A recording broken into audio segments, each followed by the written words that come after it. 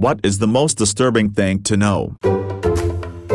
Sarin gas is one of the worst ways to kill another human being, and we have seen multiple instances where it has been used on innocent people. Whether relaxed or contracting, your muscles need certain signals in order to function. When you flex a muscle, a neurotransmitter called acetylcholine floods the muscle cells, telling them to contract. Your brain eventually tells the muscles to stop contracting, and so that acetylcholine has to be removed. This is done with acetylcholine esterase, an enzyme which breaks it down and allows your muscles to relax.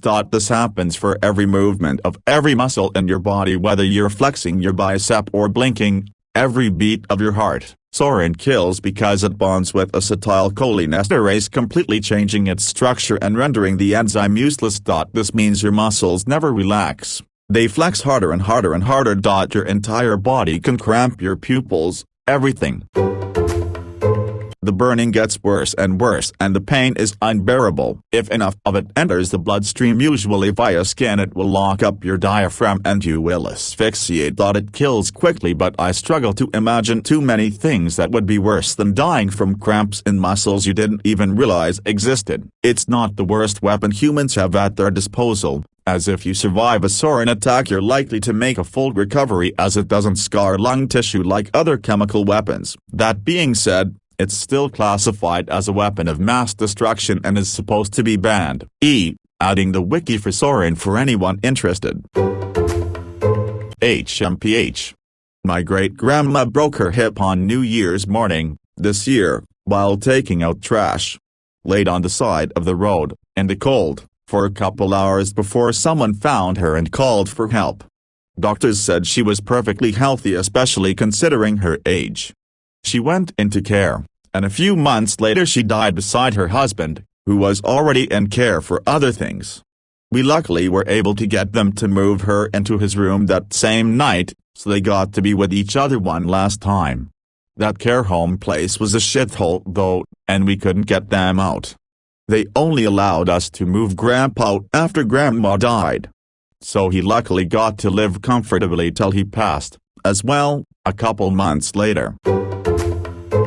Organ failure is a far less peaceful death than TV portrays it as. They usually don't just quietly pass in an instant. It takes days. Wheezing, rattling breaths, gargling noises from somewhere in their throat, etc. The body makes a lot of noise when shutting down. Source: witnessed my grandpa die of organ failure over the span of a week. He was unconscious. Unlike movies, where the person silently lies there and peacefully stops breathing, is quite graphic and disturbing. Pelicans are some of the most demonic birds in existence, if not some of the most demonic creatures. Pelicans will go into other birds' nests, shove the parents out of the nest. They will then swallow babies whole, fly back to their own nests, and regurgitate the still half-alive, partially digested babies, to their own babies for them to consume. Some pelicans are literally raised on the partially digested, living flesh of other baby birds. One aspect of foster care: some people will take their child to a doctor. Child gets diagnosed with cancer. Child goes to first appointment. Kid gets wheeled back for treatment. Parents then leave, go home, pack and disappear. The kid is in the treatment waiting room, waiting for parents that will never ever come. Sick and facing death alone. It doesn't happen a lot, but enough to have processes in place. The worst is when they are like 4, although a 7-year-old was also rough. The Nutty Putty Cave accident. Google for full disturbing details / a map of the cave, but basically a guy got stuck caving in a very narrow unmapped tunnel, upside down. They could not get him out, but almost did. One of the rescuers made eye contact with him apparently, but then their pulley system broke and he fell further down. Unfortunately, he ended up dying of cardiac arrest from being upside down for so long, and they couldn't get him out / never retrieve the body because it was too dangerous for rescuers. Truly so disturbing. I've thought about it probably once a week since I found out about it a few months ago.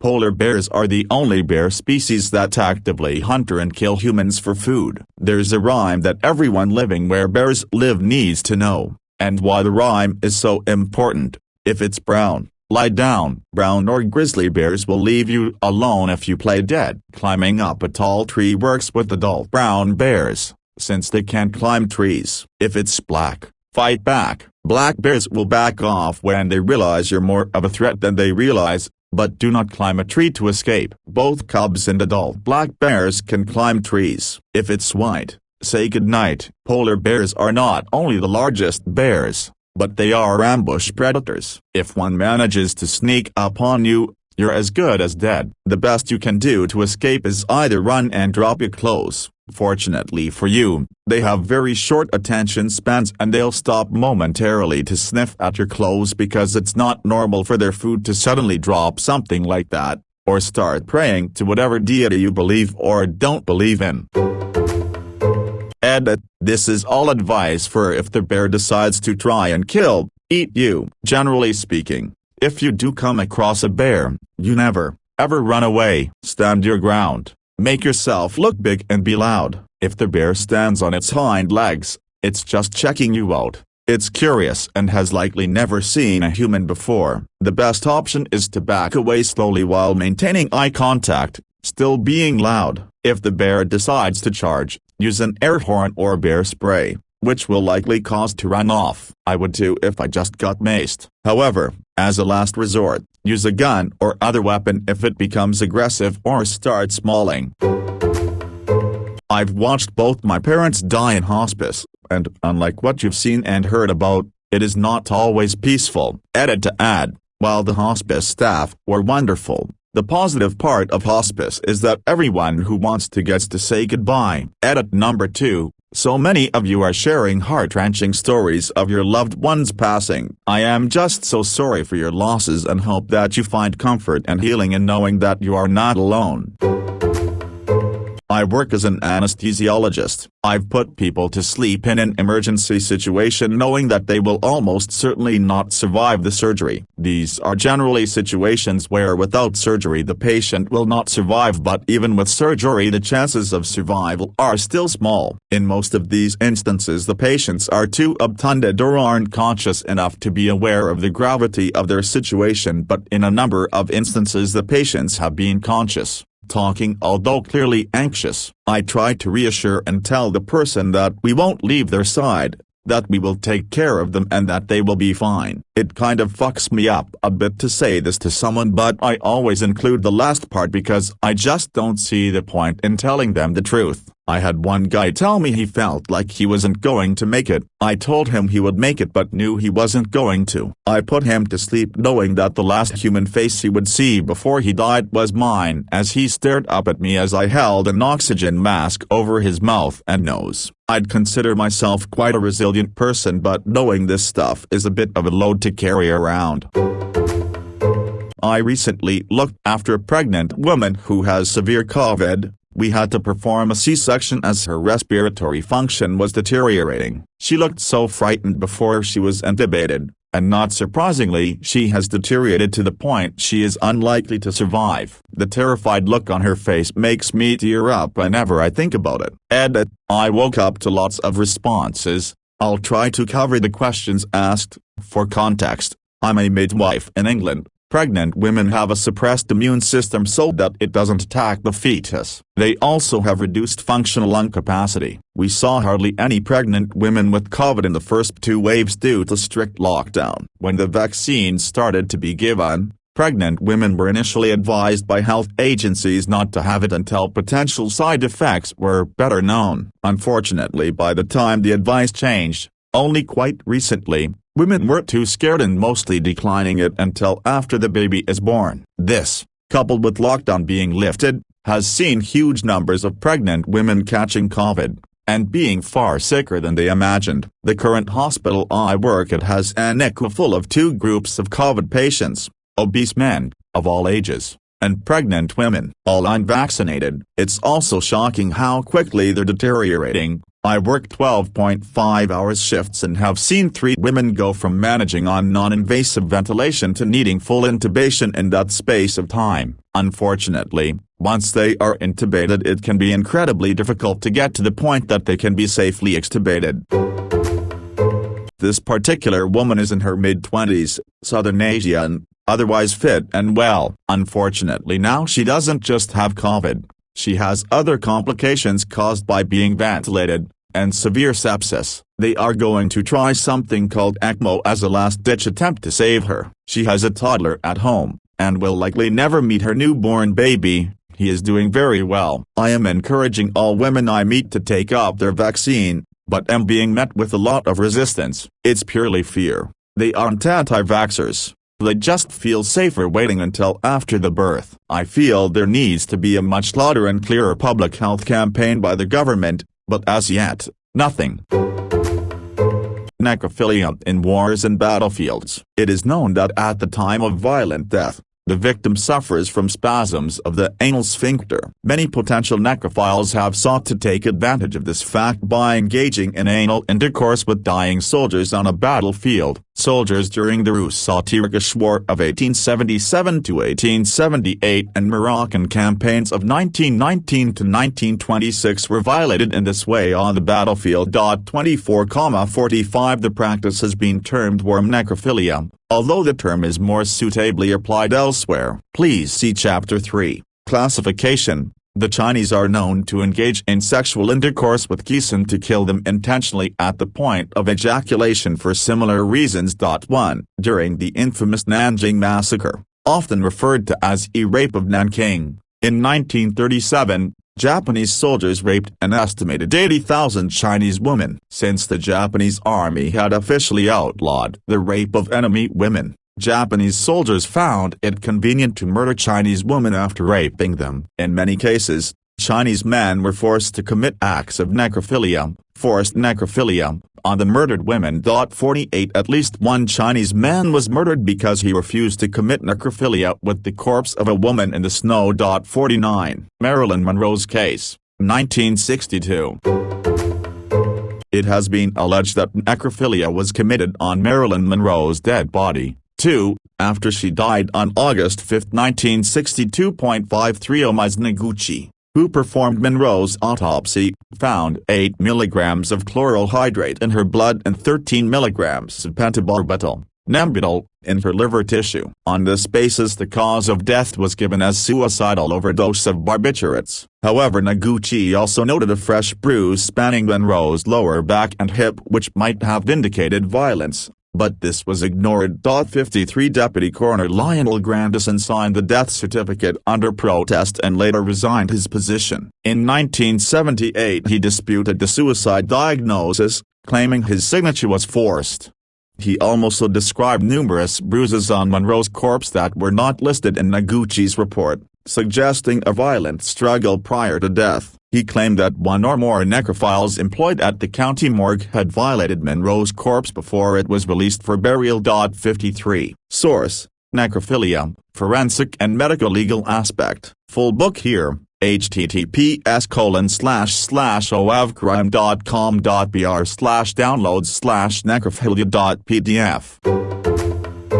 Stories like this one are important because it busts a popular myth about human trafficking. When most people think human trafficking they think sex slaves, when in reality the majority of human trafficking is done for labor exploitation, aka slave labor. The UK recently announced Operation Fort, which is an anti-human trafficking operation that uncovered a Polish mafia group that has been trafficking hundreds of people to be used as cheap, free labor. Operation Fort is a wild internet hole to go down, and a podcast called Red Handed has a great episode on it. That if you have ALS, you're more than likely going to suffocate to death. My mom used to work for this elder gentleman who suffered from ALS. One day she gets a call that he's passed away in his apartment. From what she told me, she walked in and his eyes were wide open and his mouth was open permanently, left gasping for air. ALS is a neurodegenerative disease that causes people to lose control over their nerves over time to the point of near vegetative state. Most people don't last very long once diagnosed because they lose the ability to expand their chest to breathe and pretty much choke to death. That sadder thing about it that you could be fully awake when this happens and have no way of stopping it. One of the scariest and most disturbing thing I have watched in the internet is that one guy's slow descent to insanity because its brain lost its ability to sleep. He vlogged regularly until he died. That's one of the most disturbing things I know, that anyone, including myself, can have their last sleep without knowing it. Edit, Ricard Syagin's channel for those who asked. Edit 2. TL:DW, the guy had a UTI. He didn't have insurance so he took an antibiotic. After 2 weeks, he lost his ability to sleep because of the side effect of that antibiotic. Oh my fucking god, I remember that. What an awful way to go. He started a GoFundMe or something to get the money to pay for an operation that could help him, but died before he could raise enough funds. If I remember correctly, whenever he fell asleep, when he still could via medications I think, he'd have horrendous nightmares and it would not be restful whatsoever. It breaks my heart to think about. Early childhood malnutrition, between ages 0-5, causes irreversible loss of IQ, 11 to 20 points, and predisposes people to higher levels of violence. Prefrontal cortex doesn't develop the same. And if you miss that window, there's no intervention that can recover the gap. I live in South Africa, highest Gini coefficient in the world, highest unemployment, third highest violent crime rate, one of the worst education systems in the world, and it fucking keeps me up at night. I wonder, if we changed nothing except introducing a one nutritious meal per day feeding scheme for ECD, what would happen? It hurts. No need to wonder, it's a proven effective strategy. I actually work in the field on this exact research. If you want to dive deeper, you can look into the McGovern-Dole school feeding programs throughout West Africa and Latin America. The outcomes for literacy, math, overall attendance and general health by just ensuring at least one solid meal a day are incredible. The disease has 4 stages, characterized by worsening insomnia, resulting in panic attacks, paranoia, and phobias. This stage lasts for about 4 months. Hallucinations and panic attacks become noticeable, continuing for about 5 months. Complete inability to sleep is followed by rapid loss of weight. This lasts for about 3 months. Dementia, during which the person becomes unresponsive or mute over the course of 6 months, is the final stage of the disease, after which death follows. JFC, I'd say I'm not sleeping tonight 'cause of this, but this might just scare me into sleeping. A dying person's eyes will sometimes go from closed to shooting wide open as they pass. Source: personal observation. Unfortunately. Edit, to clarify, this happened to my father-in-law and I was present. My heart goes out to everyone else who has lost loved ones. Even though the eyes opening was certainly disturbing, being able to have him die at home as he wished and us being there with him at the end was a positive experience that I've made peace with. Thanks for the awards and it's nice discussing with everyone. Wanna hear something fucked up? An old buddy of mine's father died at the height of COVID and of course no one could get home for the funeral. He was cremated and they finally had the service last week and everyone flew home for it. She ended up dying of a brain aneurysm 1 hour before her father's service and they ended up being buried together 2 days later. Often, burnt bodies are found in the same stance, known as the boxer pose, due to muscles contracting from heat. It's an incredibly disturbing looking thing. I first heard about it from my grandfather that fought in Burma. During the war he was present at a Burmese funeral in which the cadaver was burnt on a pyre. Just as the flames began to singe the corpse, it sat up straight. The Burmese, of course, got a good laugh out of the British soldiers collectively shitting themselves, as contractions due to heat during cremation is apparently rather common. Doesn't make it any less creepy.